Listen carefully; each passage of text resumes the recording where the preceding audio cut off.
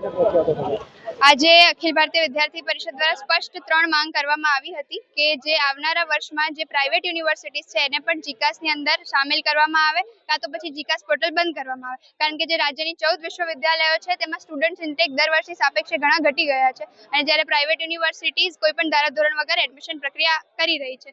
અને બીજી માંગ એ હતી કે જે યુજીના કોર્સિસ છે તેના અમુક રિઝલ્ટ બહાર આવ્યા નથી, જેનાથી વિદ્યાર્થીઓને પીજીમાં એડમિશન લેવામાં ઘણી તકલીફ પડી રહી છે. ચાલુ પ્રવેશ પ્રક્રિયા દરમિયાન મોક રાઉન્ડનો ઉમેરો કરીને આ પ્રવેશ પ્રક્રિયાને ત્વરિત ધોરણે પૂર્ણ કરવામાં આવે. જે પ્રાઇવેટ કેમ્પસો જે પોતાની મનમાની કોઈ ધારા ધોરણ સિવાય જે મન ફાવે એડમિશન આપી રહ્યા છે, તો એ પ્રાઇવેટ કેમ્પસોની અંદર પણ જીકાસના પોર્ટલની અંદર આવનારા સમયની અંદર આવરી લેવાની અંદર આવે એવી અમારી રજૂઆત છે.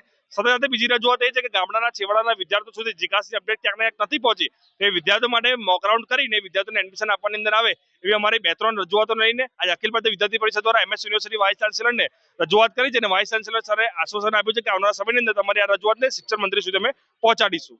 પ્રાઇવેટ યુનિવર્સિટીમાં કોઈ નીતિ નિયમની ધારા વગર અહીંયા એડમિશન કરવામાં આવે છે, એટલે સૌ પ્રથમ જે પ્રાઇવેટ યુનિવર્સિટી છે એને ગત વર્ષે આવરી લેવામાં આવે જેથી એમની અંદર અહીંયા વધુમાં વધુ એડમિશન ના થાય. જે આપણી 14 વિશ્વવિદ્યાલય છે તેની જે ઘણી બધી ફેકલ્ટીઓ ખાલી પડી છે એ ફેકલ્ટીની એડમિશન થાય. આજ રોજ છોકરા જે આવ્યા હતા એમના 3 મુદ્દા હતા, 3 મુદ્દા સાંભળી લીધા છે. એ જીકાસ જોડે સંકલન કરીને યોગ્ય નિર્ણય અમે કરીશું.